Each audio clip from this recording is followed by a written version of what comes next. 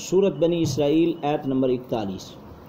اعوذ باللہ من الشیطان الرجیم، بسم اللہ الرحمن الرحیم، وَلَقَدْ صَرَّفْنَا فِي هَذَا الْقُرْآنِ لِيَذَّكَّرُوا وَمَا يَزِيدُهُمْ إِلَّا نُفُورًا قُلْ لَوْ كَانَ مَعَهُ آلِهَةٌ كَمَا يَقُولُونَ إِذٍ لَابْتَغَوْا إِلَى ذِي الْعَرْشِ سَبِيلًا سبحانہ وتعالی عما یقولون علوا کبیرا۔ وَلَقَدْ اور البتہ تحقیق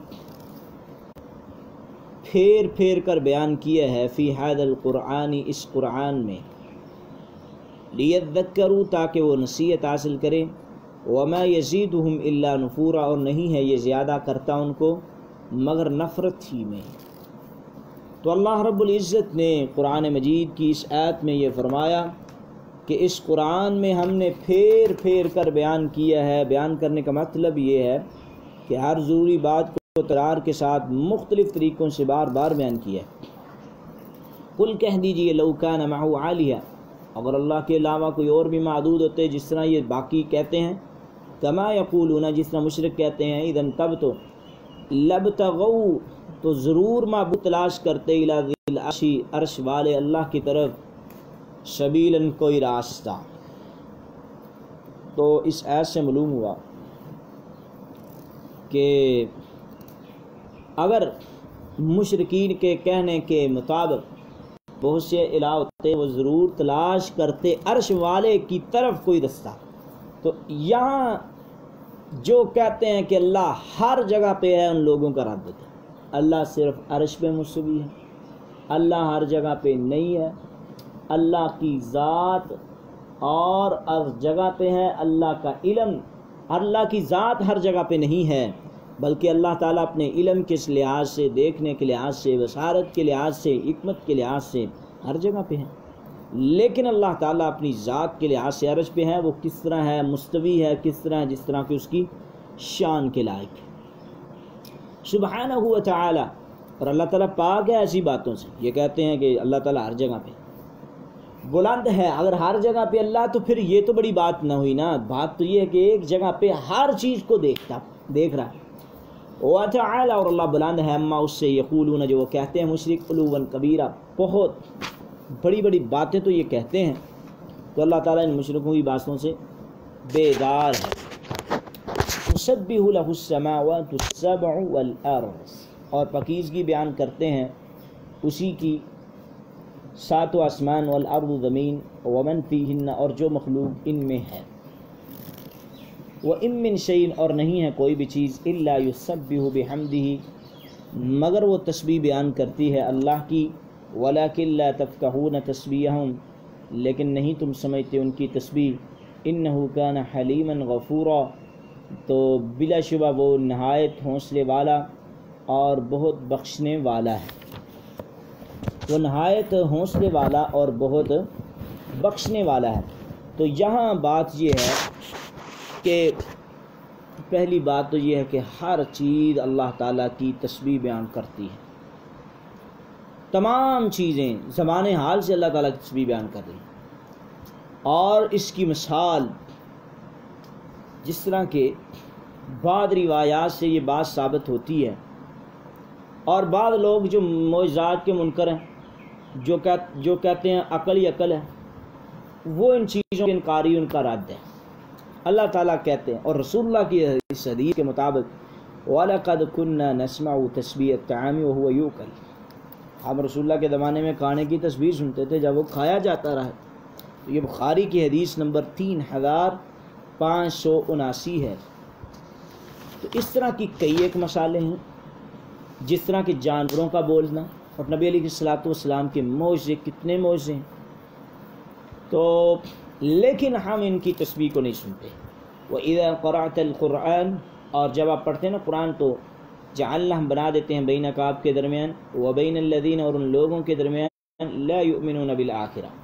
جو نہیں مان لاتے آخرت پر، حجابا مستورا پردہ چھپا ہوا۔ وَإِذَا اور جب قرأت آپ پڑھتے ہیں القرآن قرآن، جعلنا تو ہم بنا دیتے ہیں بینک آپ کے درمیان، وبین الذین اور ان لوگوں کے درمیان، لا یؤمنون جو نہیں ایمان لاتے بالآخرت آخرت پر، حجابا مستورا پردہ چھپا ہوا۔ تو بات یہ ہے کہ اس آیت کا ایک معنی یہ ہے کہ جب آپ قرآن پڑھتے ہیں تو بعض کفار آپ کو نقصان پہنچانے کے لیے آتے ہیں،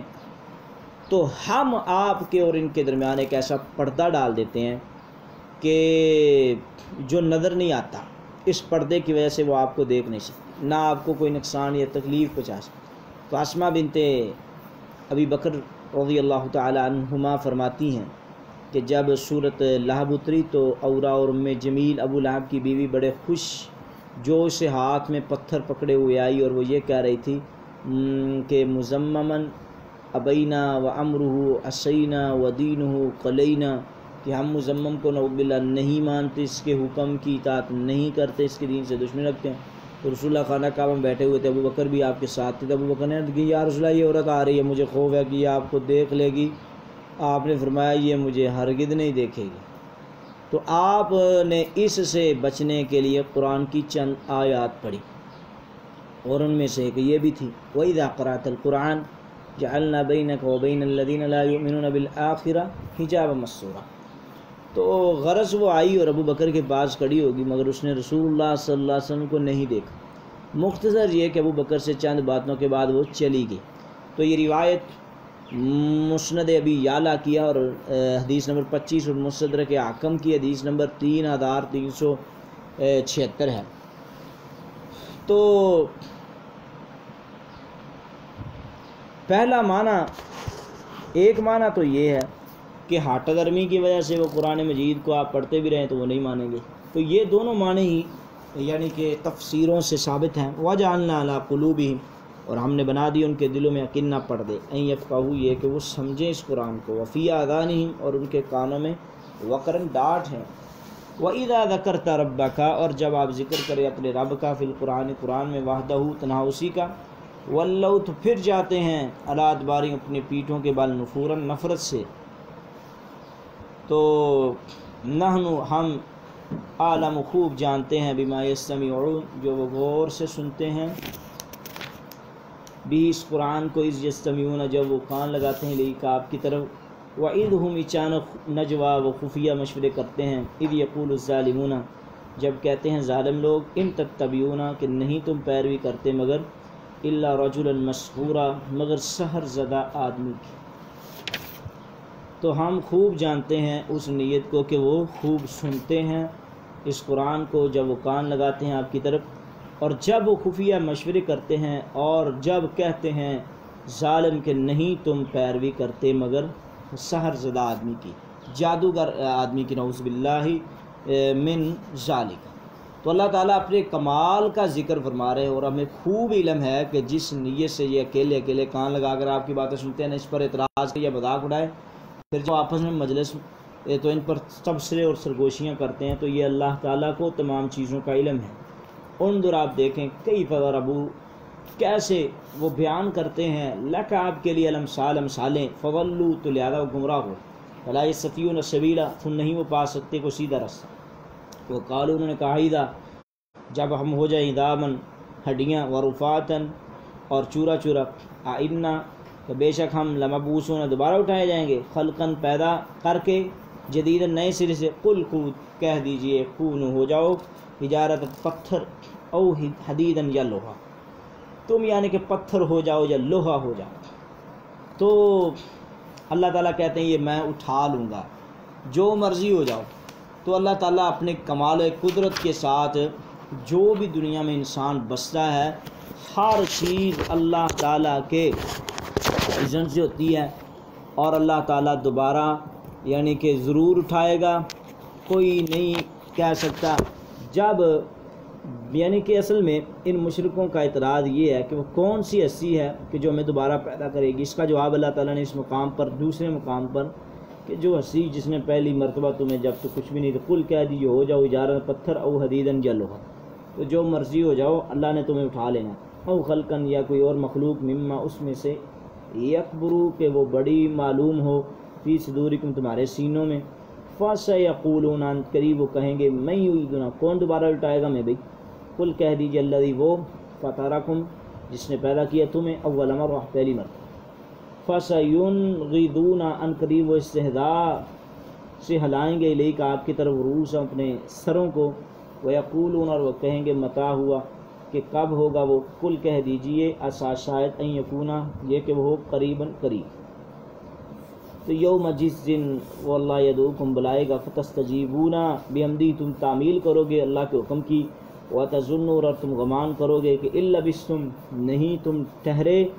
الا قلیلا مگر تھوڑا سا وقت۔ تو جب اللہ تعالیٰ نے یہ تمہاری حالت ہے کہ جب قیامت کا دن ہوگا نا تو اللہ تعالیٰ جب تمہیں اٹھائیں گے پھر تم کہو گے ہوئے ہوئے ہم تو بالکل تھوڑی سی زندگی ہی رہے ہیں ادھر، ہم تو اتنی دیر رہے ہی نہیں، تو اللہ تعالیٰ آپ کو دوبارہ اٹھائیں گے۔ تو یہ ان لوگوں کا رد ہو رہا ہے جو کہتے ہیں کہ اللہ تعالیٰ نے کہاں سے اٹھانا ہے، یا اور اللہ تعالیٰ بالکل اٹھائیں گے، اور جو زندہ کر سکتا ہے پہلی مرتبہ وہ دوسری مرتبہ اٹھانے پر زیادہ